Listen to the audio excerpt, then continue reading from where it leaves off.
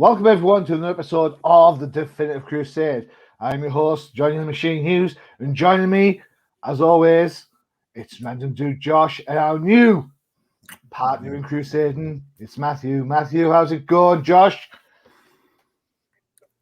It's going. Cool. Going. You know, another day in paradise. I can't complain. Yeah. Just another day in Still got paradise. Drew What's-His-Face as your quarterback.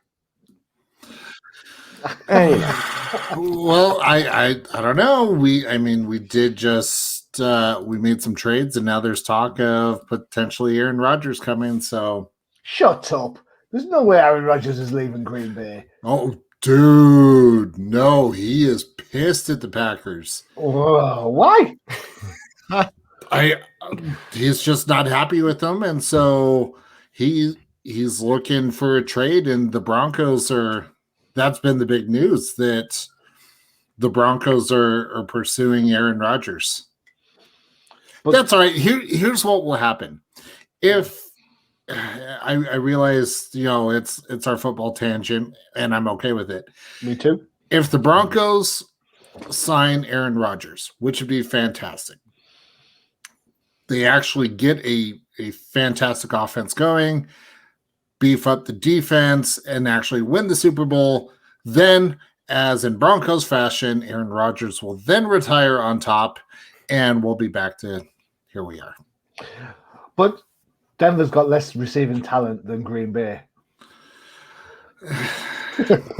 Yeah, but bringing someone like Aaron Rodgers in to that offense will actually, well, I don't know, because we thought the same thing with Joe Flacco, and that just went. Yeah, well, we'll see. We'll see. Matthew, are you a Bronx fan as well? I've apparently lost audio. I don't know exactly what I did. I can't hear you guys for the moment. I'm going to try to. Legitimately just cut out for some reason. I do not know why. Was it my accent? Man. It was the football. Interesting. Very interesting. Okay. Got it back. That was like perfect timing, because he literally asked you, "Are you a Broncos fan?" And you're just like, "I just lost audio." You're not Broncos, are you? Was it Dallas you said last time? No, I'm from I'll say I'm from Nashville, Tennessee. Right. Oh, hey, I like your quarterback. I like your quarterback a lot. I'm going to just let everybody know how ignorant I am of football, because I don't watch football. I'm not actually a huge football fan. See, why? Look, was this one of the reasons? Because Freya hates football. You find somebody else that hates football. Is that what you did? No. You're twisting my words. I don't hate the essence of Freya. The essence of Freya has taken that. Is still on the show. I mean, I went nitpicky on the artwork last time. Matthew doesn't like football. No. I said I don't watch football. I don't watch football. Well, I like playing football. Football. What's your position? Left back in the stands. Yeah, pretty much. Bench warmer. Cheerleader. Shake your pom-poms, Matthew. Woo! All right. Enough of this draft talk. It's time to talk about some comic books, and this time around it is DC. We tried to stay away from Batman, but unfortunately it's not always going to happen with DC. We just love it too much. Yeah, we love him. So let's start off with the Spawn of the Bat. We are going with Robin #1. Let me dig up my notes for this so I can tell you that it is written by Joshua Williamson. Art is by Gleb Melenkov. Letters are by ALW's Troy Patiri. Whose choice was this? I think this was yours. Was it not, Josh? It was mine. Oh, my God.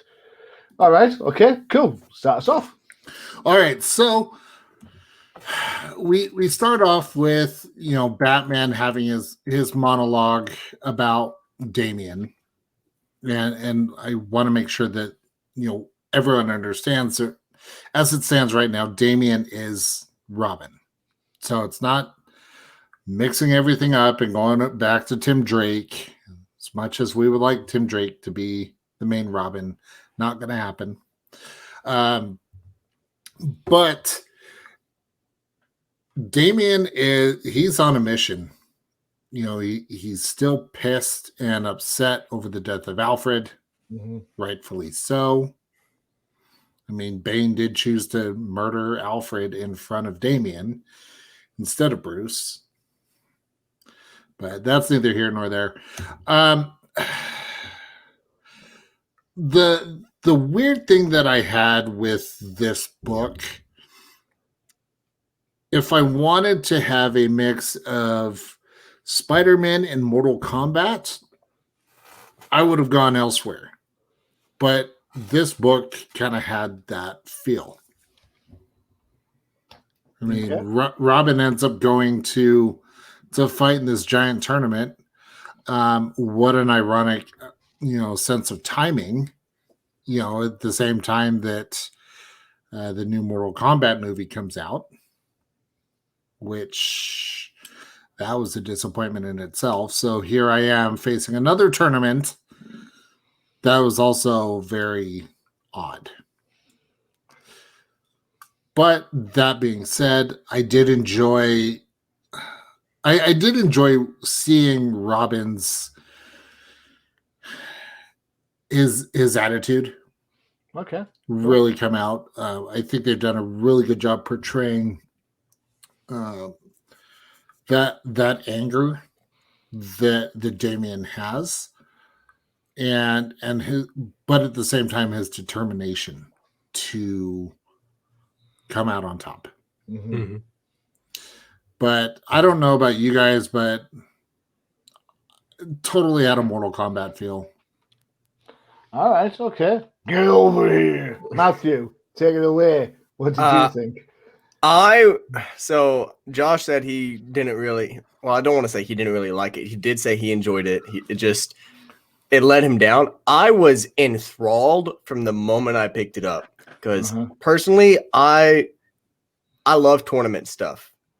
I love, fights. I love all that kind of stuff. Going back to when I first started watching anime, one of the first ones I ever watched was Yu Yu Hakusho, and I just started on their tournament arc.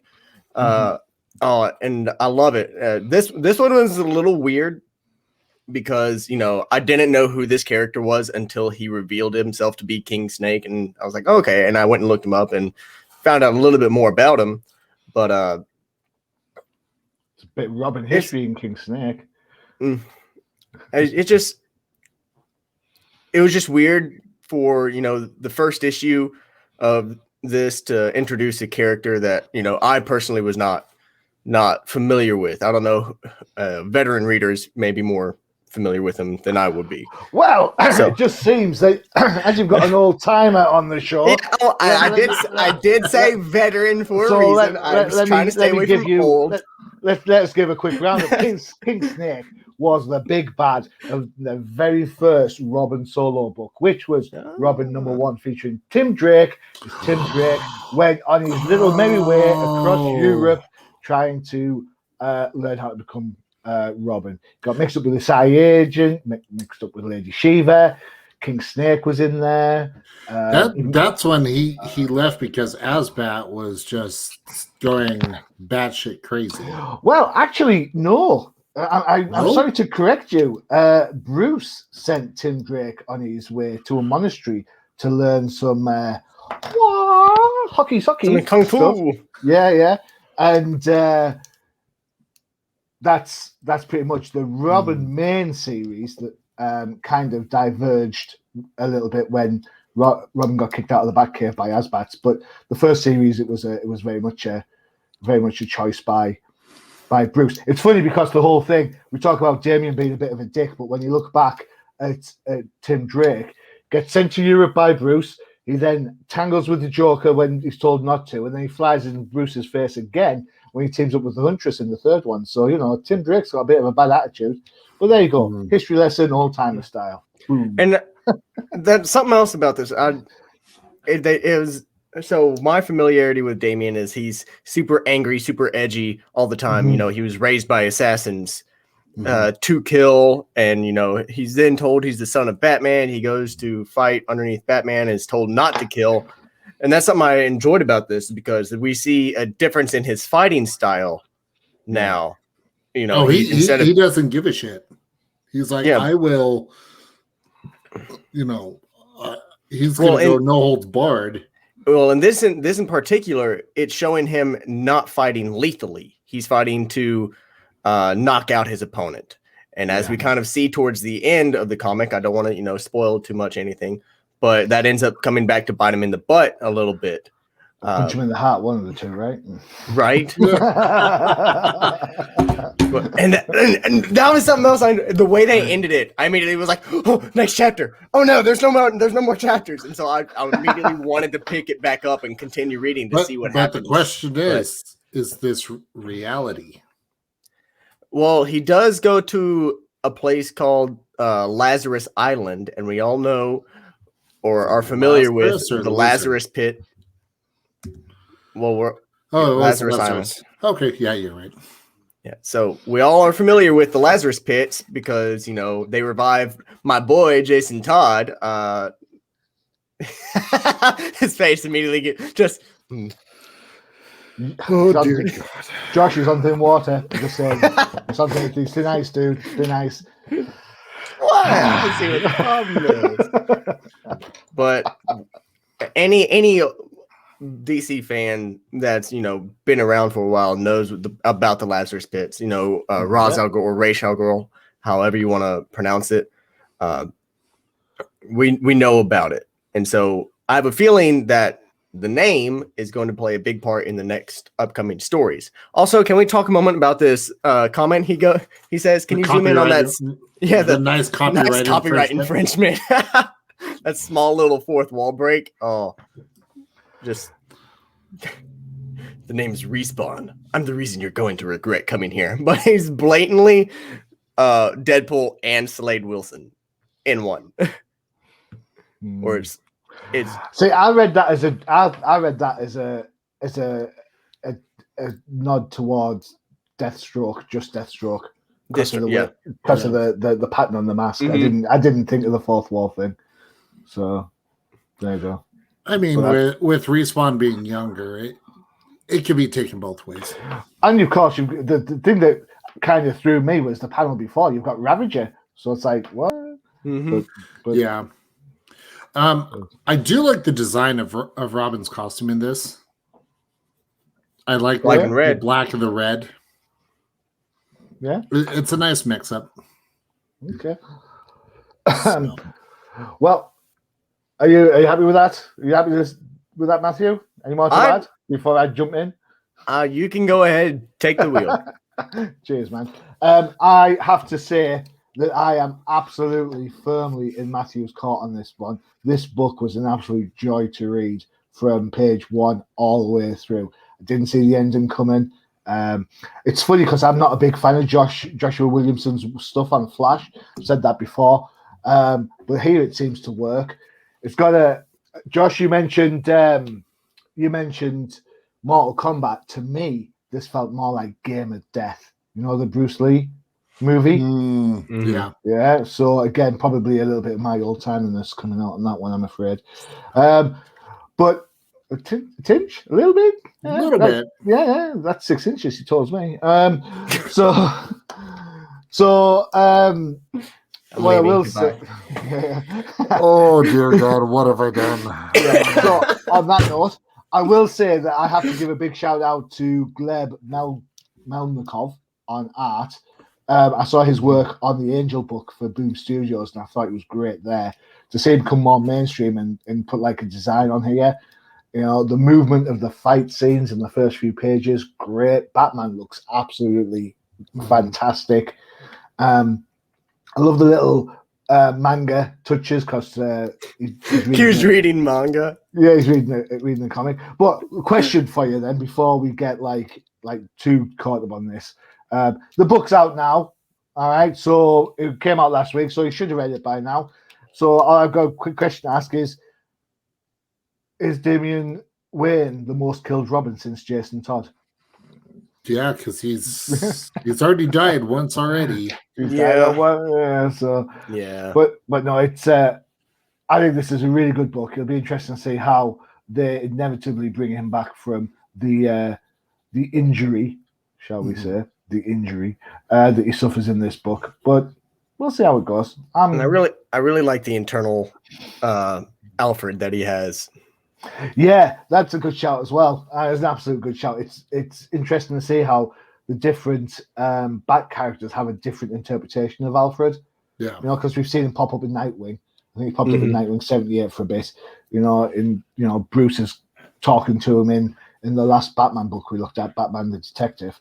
So it's very much he's still a part of the Bat family. So I quite liked it. It's funny, I wrote this line about the Titans book, but this whole DC universe is called Infinite Frontiers, and yet with this book we start off with a rehash of King Snake and Robin again.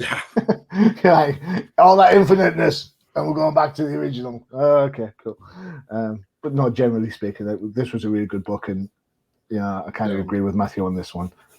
So yeah, and that's on that one. I will say, Josh, do me a favor though. Can you run back to the house ad for the? Is it next one back one? Keep going. There it is. All right, so this house ad for Festival of Heroes. Gotta say, how hot does Cheshire look in this advert? Right? I thought this ad was just very well put together. Yeah, I need to get myself a more steady camera, because the more I move anything, it just keeps wanting to fall over.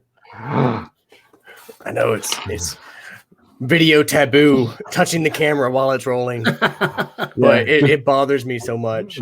Yeah, just whatever you do, don't look straight at the camera.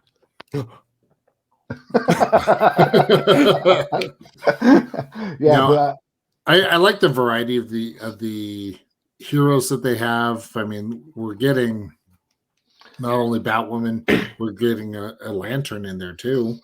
I would like to say, for you indie fans, no, that is not Exo Man of War joining the DC universe.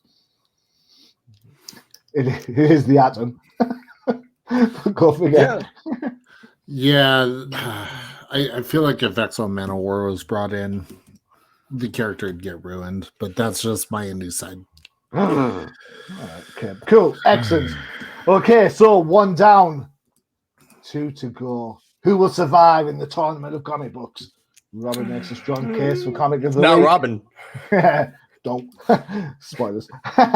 So next up is Matthew's choice. And before we get to Matthew's choice, I will have to say, Josh, did you not explain the rules to Matthew when you joined? We talk about Teen Titans as a joke. It doesn't mean we have to go and read the damn thing. Look.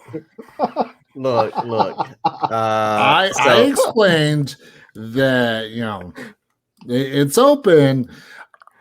But there are certain things you don't. I wasn't going to be like no Teen Titans, partially because I can't stand Teen Titans. But that's so basically you let it slide, Josh, because I didn't let you read that last time. All right, okay, fine. And that I have to ask, why does no one like Teen Titans? Well, we'll get into that in a second. Let's run through the credits for this book for you. Right, first up, written by Tim Sheridan, art by Rafael Sandoval, inks by Jordi Tarragona, or Garner, depending on how you pronounce that, colors by Alejandro Sanchez, and letters by the incomparable Look, It's Not Clayton Cowles on an Event book, Rob Lee. Matthew. All right, so just like with, well, I have to go a little bit back. I, unlike you two, apparently, am a huge Teen Titans fan. I grew up watching the show. Not the Teen Titans Go, but the original Teen Titans. Yeah, and I've always loved Beast Boy. Beast Boy is to this day one of my favorites. Just especially the way in the cartoon he was portrayed just really well. His voice acting was done extremely well. And so I've always just had a love, just a little bit of love for Teen Titans. And so when I saw this on the list, I was like, oh, Teen Titans, what are they doing now? And so when I picked it up, started reading, and I actually had to go back to the first issue to understand a little bit more about what was going on.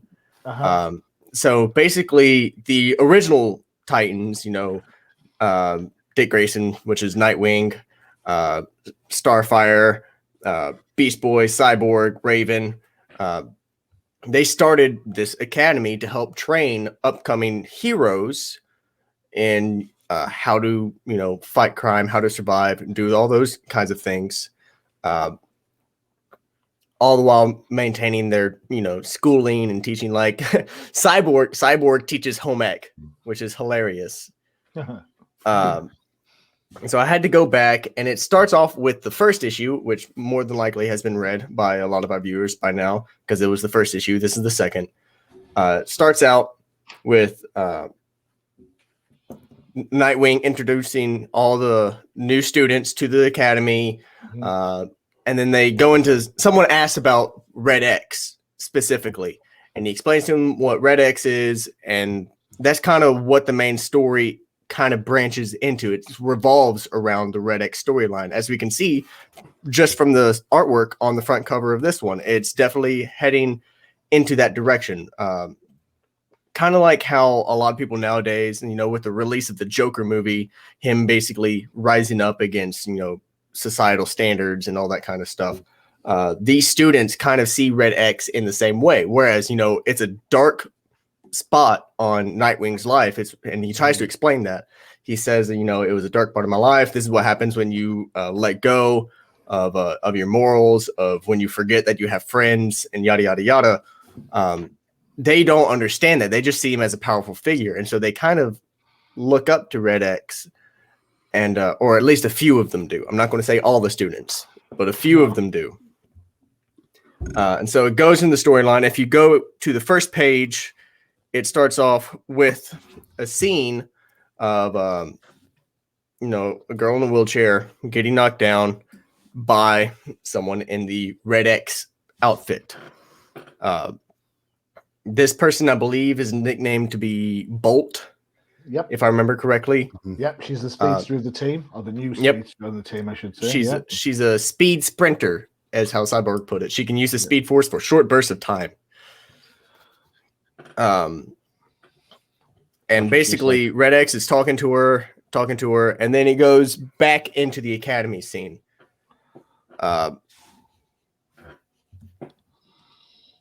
Essentially they're talking. This guy named Matt, which please help me familiarize myself with this character. I don't know anything Matt about Price. Yeah, I don't know anything about him at all. I think some of these characters are new to the idea of so I don't know anything about I know one of them, the gorilla, that's Gorilla Greg. I know that. I'm out. Gorilla Greg. Yeah, GG, everyone. GG. But in the scene, they're all, they're training, they're fighting, except Matt Price, which we can see in the lower right-hand corner, is just playing a game of chess, or what we assume to be chess. He actually goes on to explain that there's additional spaces on the board. It's actually a different game entirely. And Cyborg's just checking in on him, making sure he's okay. Why isn't he training? And he goes, well, I'm stronger than everyone here, so there's no point in me training. So I'm not familiar with what his powers are. All I really know is his name is Matt Price.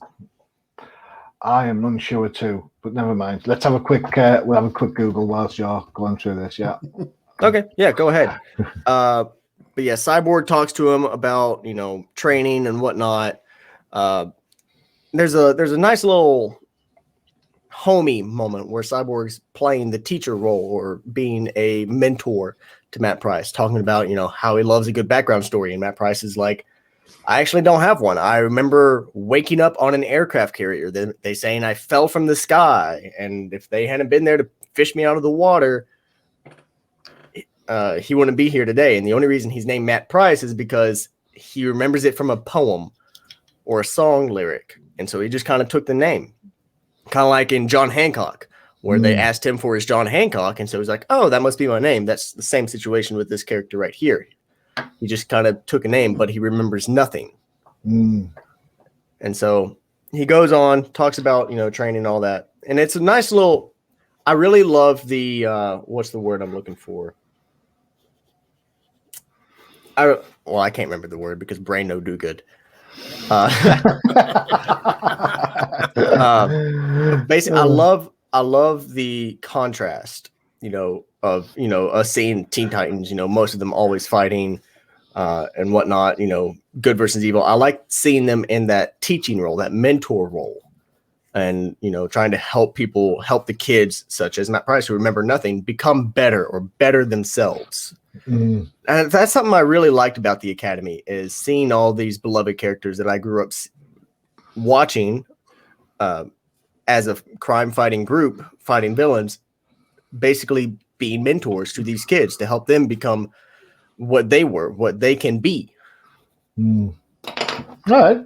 So, you know what? I'm going to give you some credit on that one. I'm going to give you, well done. You have staved my loathing of, to be fair, it's not Teen Titans that I have an issue with in any shape, way, or form. It is Teen Titans Go that I have. Yeah, we don't talk about Teen Titans Go. We don't talk. Also, can you go back a scene real quick? I don't mean to interrupt you. No, good. That's fine. Go for it.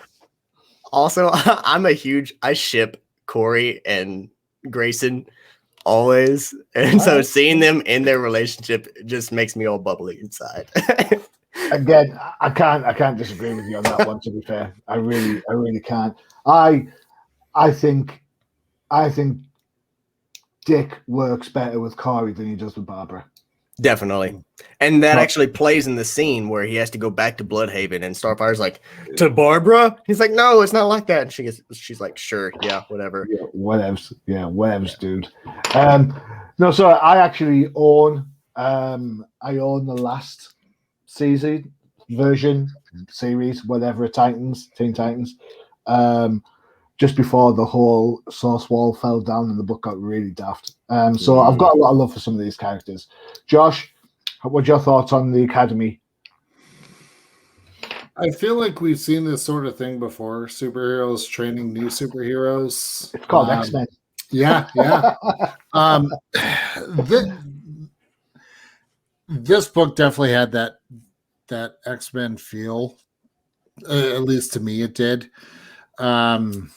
Mixed with a slight hint of Fantastic Four with the costumes that the students are wearing. The uniform. Yep. I mean, to be fair, it was a hell of a lot better than any Teen Titans Go book I've ever read, whether on accident or on purpose. I'll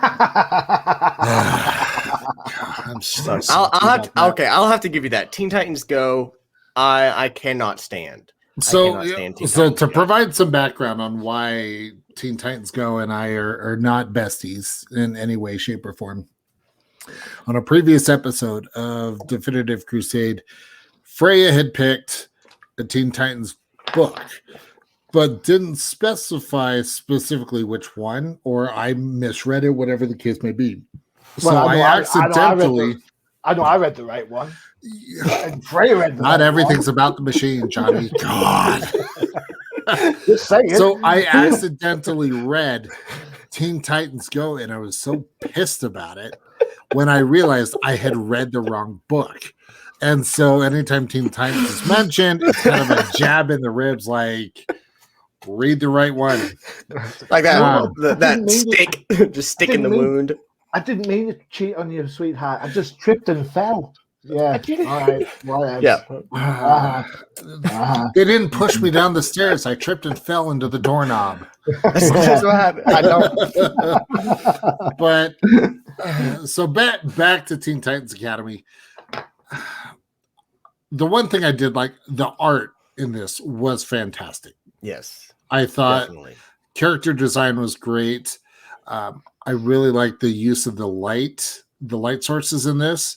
in this panel with Cyborg, and you've got the Speeds are just running around, and you get the reflection from her bouncing off of Cyborg. I thought that was really well done.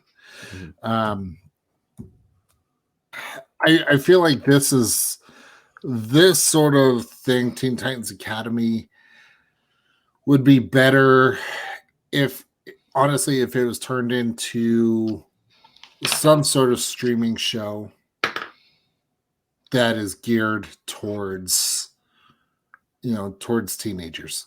Yeah. Kind of that younger audience.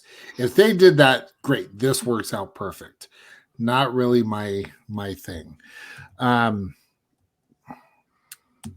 Yeah. I mean, aside from that, I didn't have any issues. I thought the artwork was spot on. And I really love if you go back to, where they're fighting Beast Boy as he's going through, and, Dick and Cyborg are talking, and Cyborg goes, "Oh, I got to step in. Hit him between the legs. It always works." Yeah. I love and the fact that they capture that comedic aspect of the Titans is definitely appreciated. It's just Teen Titans is not my thing. So I'm not going to shit on it completely because it wasn't as horrible as other books I read. As some of the things you've read, yes. And as Johnny mentioned, it definitely has an X-Men feel. But whereas with X-Men, you start out with being introduced to some of the characters as the teachers already. Whereas with this, as you go in, you're already familiar with the characters who have now stepped up into that role and introducing. But if they took that direct X approach, then of course we would have to have Damian then show up and again say nice copyright infringement. Right. So it's ironic that there is that X-Men feel to this book. Because remember back in the day, excuse me, Teen Titans, the original Teen Titans book. Well, not the original one, the one featuring Raven, Cyborg, Jericho, Nightwing, or Robin as it was back then, and Terra. Right. They were deemed to be DC's version of the X-Men. So it's kind of come full circle from a tone point of view. I didn't mind the book. I thought it was a good little read. I kind of agree with Josh. It's not aimed at me, so I'm not going to get too head up about it. Matthew, I agree with you. I love the Corey Dick relationship. It's the best relationship for Grayson. Fun fact: Jason Todd and Corey dated for a while. Yeah, well, but then Roy and Roy Harper and her got together, and then Roy died, and then reset. So there you go. What was I going to say? So yeah, there's kind of that to think about. Art-wise, the only thing I had a problem with the art is the Cyborg. Can you jump back to where he's talking to? Yeah, so it's like that panel there where he's talking to the young lad in the blue, Brain Boy or whatever he's going to be called, Price. He's quite chiseled and everything. But then you get to the next panel after the chess set, or not chess, on the same page. Go back. And look how big his face is. It's like he's gone from being like torn to being, Mr. Huxtable. What's that all about? And I don't like the new Cyborg design. I don't. I like the old Cyborg design better. So that was it for me. What else note-wise did I put on this book? No? That's cool. Do you think that the Bolt character is going to be this book's version of Terra from the Judas Contract? All right, so that's a really sore spot. That's a really sore spot. Oh, sorry. As I said, I love the original Teen Titans, and as a little boy, going through certain stages of life, Terra was my first one of my first crushes on. Yeah, I know. And so when she betrayed the Teen Titans, it hurt a lot. And I was always like, please come back to be good. And she never did. And it made me really sad. So I hope that she's not. But with the way things are going with, the conversations she's having with people, it's a good possibility that it could be another Terra incident. Oh, no. I hope not. I really hope not. I mean, it wouldn't surprise me if DC recycles twists and turns. Mm-hmm. I mean, we've seen it before. We'll see it again. So, yeah. Do you know Terra did come back in a Titans book, late 80s, early 90s. I think it was. I can't remember what the book was called, but she was a good guy for that for a while. But it was a very short-lived type of book, so I'll have to dig it out and see what it was. For those that are interested, the Matt Price character, who's been around in DC since the 60s, Brain Boy is his alter ego, different power set than the one that's been alluded to here. Fun fact, both X and Matt Price also appear in Dark Horse Comics. Ooh. So I don't know if there's some element of buyout from that point of view, but there you go. Interesting to keep an eye on that for you. All right. Yep. All right. Cool. Cool. Right, before we get into our last book, I think it's about time we had a bit of an ad. What have we got for the lovely viewers this time around? Oh, well, we've got an oldie but a goodie. An oldie but a goodie. All right, here we go. Sounds like me.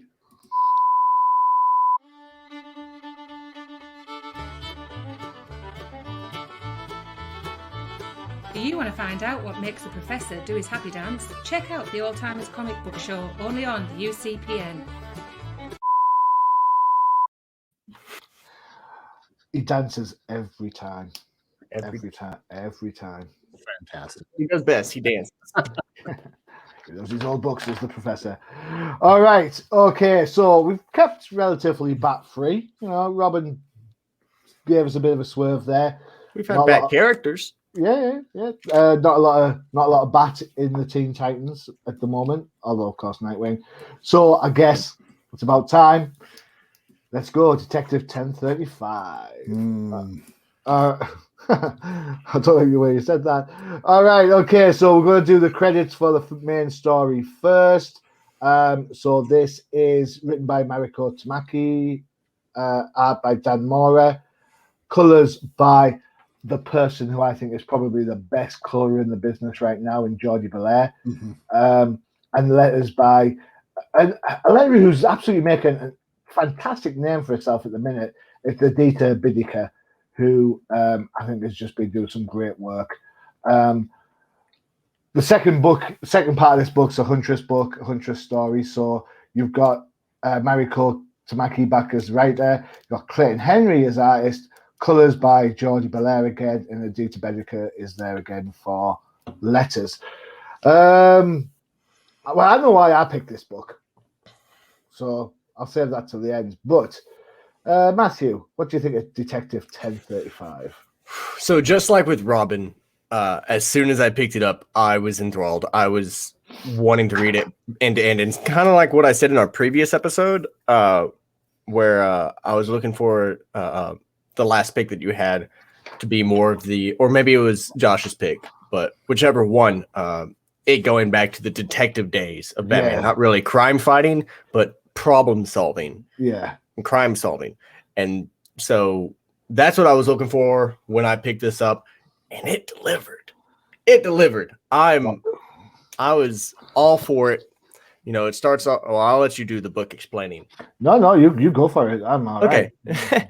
Well, it starts off with a person, it talks about people disappearing in Gotham, which this is Gotham. It's probably not that, strange of an issue. Wait, people disappear in Gotham?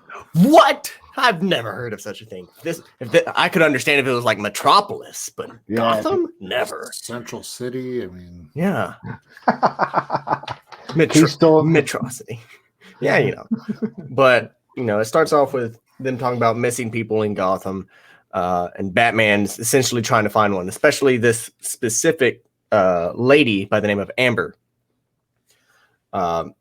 Amber Worth, I want to say the last name was Worth. Is it not Sarah? Is he not trying to find Sarah? Is that not the deal? Am I wrong? I want to say it was Amber. All right, okay. Cool. I could be wrong. Like I said, you should have probably been the one to explain it. No, it's fine. I'm just curious. Go for it.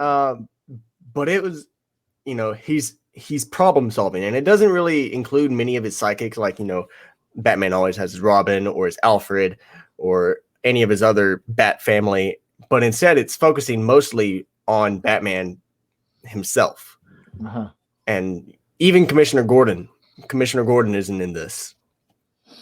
And so he's trying to find out why this girl went missing, why there's no ransom for it. If he says that if it had been a big crime family, there would have been a ransom, there would have been an issue, and there would have been a way to find her by following these crime families. But since it's a disappearance with no trace,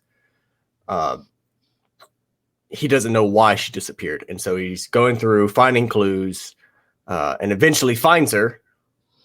But when he finds her, unfortunately, it's a little too late. But it seems to be set up in a way to where as soon as he finds her, the police also find her. And so it kind of makes Batman look bad. And it makes him a suspect in the case. Of course, he's not on the best terms with the police at the moment, is he? No, he's not.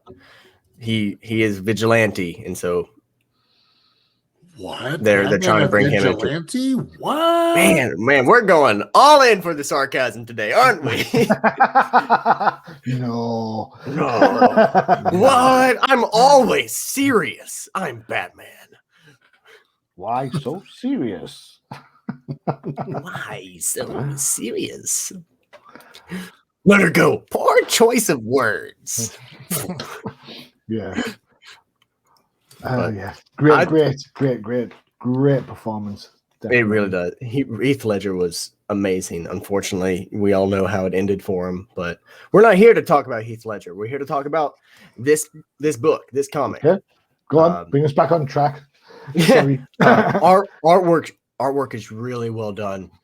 That's something that I actually loved about this comic, is I personally loved the artwork that came with it. It was grimy, dark, really well done, like with this flashlight scene. That's astonishing to me. It does really well on, like, if you actually look into a flashlight and you're like, oh God, and you're blinded for a second. It does really good on capturing that essence, so to speak. I loved it. Like I said, I was in it as soon as I picked it up. As soon as I started reading it, I was flipping through, and when I hit the end, I kept trying to go through and read more, but there wasn't any more to read. There's no more. All right, Josh. First and foremost, Jordie Bellaire knocked this one out of the park. Absolutely did a stellar job with this Totally book. Agree. So at this point, she's really setting the standard for art and colors with any book that she's been on. I have to agree with Matthew. I love the fact that we're getting more of the world's greatest detective. And it's, to be honest, a nice break to have Batman be the vigilante and not on Gotham PD's good side. Because then we actually see Batman as he was originally designed. Because I feel that there creates an interesting caveat, if you will, on Batman trying to do everything in his power to save Gotham under his own rules, but on the flip side of that coin, he's still essentially breaking the law. So it creates a much more of a dynamic for the character as a whole. The art on, like, some of the way Batman is designed reminded me of when Jim Lee did the All-Star Batman and Robin, The Boy Wonder. Mm-hmm. So that short story arc with Jim Lee and Frank Miller. Can't believe you're bringing that up. I love that story arc. You shush. I thought Batman. He's an old man. Wait. Do you love it or do you goddamn love it? Well, it was the goddamn Batman. But speaking of that, one of the biggest issues here we go, Essence of Freya coming right up. Oh. If you're going to put swearing in the book, put the whole word. I only censored it because YouTube stuff. Right. There's other ways that they could have expressed that frustration or the fear without having to bleep out the words. The melon farmers. That's what they are. Melon farmers. Yep. The Essence of Freya came out just then. For those who have Meet no this idea, Freya. for those who have like no really idea cool. what I'm talking about, when the commercial channels over here in the UK started showing films like Beverly Hills Cop and Die Hard, they changed some of the expletives to very odd things. So instead of getting the ever popular MF vulgarity, you would get melon farmer in its replacement. Okay, now I get it. It's really funny. yeah. Well, that's like in Utah. Instead of saying it's like what the fetch? What the fetch Really? is this? Yeah. So playing fetch with your dog is a whole different thing in Utah. Yeah. It's it's fetching crazy out here, I tell you. Shut the front door. No way. That's another one. But aside from that, I enjoyed the story. I thought it was fantastic. You know, it was a solid Batman detective story. Agreed. So I can't argue with this. I mean, this is what we want. This is what we want Batman to be Batman. We want him to do some detective work. We want him to do some proper stuff. My only issue, and I love him being as a vigilante against the police. Love that idea. Mm-hmm. I think it's worked really well. My only issue is that this whole lack of money thing doesn't seem to be having an impact on him. Now, I'm going to get a little bit tricky on this. Does everyone remember when Enterprise started? And it was like, ooh, it's going to be Star Trek, but nobody's traveling around at high warp. They're traveling around at low warp instead, so it takes them longer to get places. Mm-hmm. They still managed to get there in the episode. Yeah. They didn't. The episode didn't go on for like 3 hours as they tried to get from one place to another. And this money thing, it doesn't seem to be having much of an impact. No. So let's see if you're going to have that as its storyline, and it does raise its head a couple of times. It's been mentioned in Justice League. Green Arrow quips to Black Canary he's got more money than Bruce Wayne now. All right.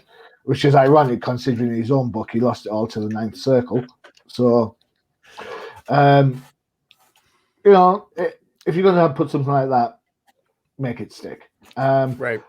The other thing that we want to talk about is the minor Huntress appearance in the first part, which led to the reason why I picked this book in the first instance.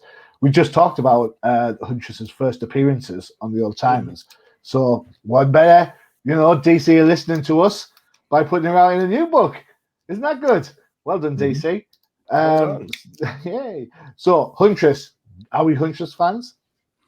We'll go with Matthew first on that one.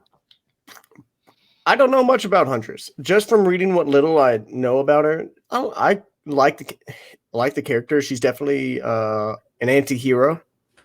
From what little I've read, and I love anti-heroes. So in Dungeons and Dragons, I play a lot of chaotic neutral characters because they have their own sense of morality and they do what they believe is right, and that's what I find a lot of anti-heroes end up doing is, even if it's breaking the law, it's their own sense of morality, their own sense of justice that they are carrying out. And so on a personal level, I relate to them a lot more. So characters like Huntress, who portray that decently well, I find enjoyable. Good. What do you think of the artwork? Because it's a slightly different. It's a different style to the main book. I mean, I didn't have a problem with it. Yeah. It was definitely a transition because, like, you see on the left the zombified. It is Sarah. It is Sarah. You were right. It is Sarah. I apologize. He rolls his eyes. Don't roll your eyes at me. I'm not. I admitted my mistake. Okay, no need for it. I didn't roll my eyes at that.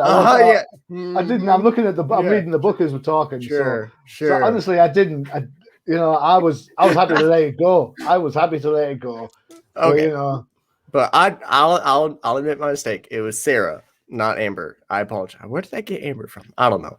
But as we can see from the zombified Sarah over on the left, being that dark and gritty art style to the more of the comic style from the Huntress. It's a bit of a transition, but I still enjoy it a lot. Yeah. Cool. Also the storyline for the Huntress, it definitely wasn't what I was expecting. Yeah. But it was still really good. Just the small little nod to why she does what she does and where she stands on her own line of morality. She made a friend.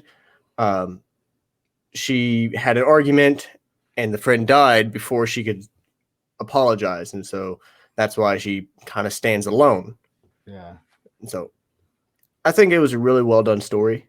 Yeah. Okay. Cool. I can't believe I agree with Matthew on this one. Absolutely. Josh. 3 for 3. I know. What can I say? Yeah. Wow. You get an eye roll, and I agree with you. What more do you want? Josh, Huntress. I mean, I don't hate the character, but at the same time, I'm kind of. All right. Yeah. Are you old school? Do you like Bertinelli or do you like Wayne? I like Wayne. Okay, cool. So, I mean, this story just was very fillerish for me. Okay, definitely, because it was one little instance of something happening, and now Huntress is kind of going through this little I don't want to say a pity party, but kind of a pity party of, well, this is why I'm a shitty friend. Okay. Well, all right. So, I mean, I liked it. I thought the art was canny. I thought it was different, an absolute total different take to the previous story. For me, the whole story, including the art, is very much like a palate cleanser. Mm-hmm. You kind of get like the darkness of the main story, and you want something to kind of like, negate some of that, so you can go back and think, oh yeah. I think this book absolutely nails it, at least in tone. But then, of course, the story at the end and what happens to Mary, it just changes that. So it's kind of like there's a darkness hidden in all that brightness. I think that's a really clever touch. I'd be interested to see where it goes. Yep. Sorry, Matthew. I was going to say, not all fillers. If we're talking about fillers, they're not all bad. Take Naruto, for example. They had that whole filler episode of trying to find out what's underneath Kakashi's mask. Yeah. It was hilarious. It was a nice little change of pace. Same thing with this. We start out with that, as you said, dark and gritty art style and story, and then we get to this lighthearted artwork. And the beginning of the story is also lighthearted, and it's a nice little palate cleanser.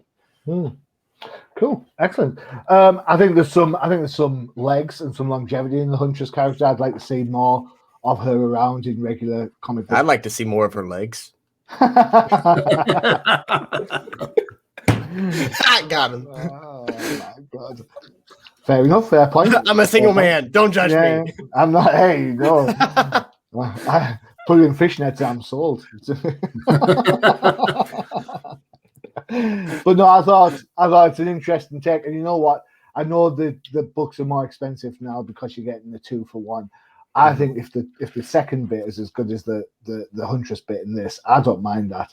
It's not like you're spending like $6 on the Joker book and getting a really piss poor punchline story. Yeah, right. Pardon YouTube for my swearing. I should have explained out that. For those that are watching and the Easter eggs, there is an Easter egg in the Huntress tail. Anybody spot it? Ooh. I always forget to look for Easter eggs. I just get I get into the story and I start reading through, and I just don't notice. Unless it's something blatantly obvious, like, hey. Okay. So first of all, that is not Captain Marvel's cat. So no, we're not talking about migraines. Can you go back to the bit where she saves Mary? The one before that. You go. This one. Yeah, there you go. The whole Arrow bitch. Oh yeah. It's from Birds of Prey, movie. The Emancipation of Harley Quinn or whatever it is. So it's not movie back to I that movie. skipped. I've seen it a couple of times. I quite enjoy it. It's not Bird of Prey from the comic books. Yeah, but it's still a fun little movie, I think. But hey ho. So yeah, there's a nod there to all you Bird of Prey fans in there. So there you go. A little bit of behind the scenes fourth wall skullduggery. All right, excellent. That's it. We're done. 3 books in, 3 books out. We've had Robin number 1, Teen Titans Academy number 2, and Detective 1035 with a backup from the Huntress in there as well. Been a good little mix, I think. Mm-hmm. Well definitely, done. Definitely a good selection this round. Good, unlike Josh's pick from the last one. What did you pick last time? He got the Batman Detective Comics revamp, so to speak. It was basically just a mix of all the old stories. Oh we yeah, discussed the Legends of the Dark Knight. Oh, yeah, that was it. God, yes. So I remember. So have we paid him back for that yet? So what we should do, Matthew, is we should let you pick Josh's book next time. Right. That's what I should do. Yeah. I'm sensing some Teen Titans go. That's all he gets from now on is Teen Titans go. Hold on. I'm gonna look. You know what? Actually, it's a good thing I'm taking this month off.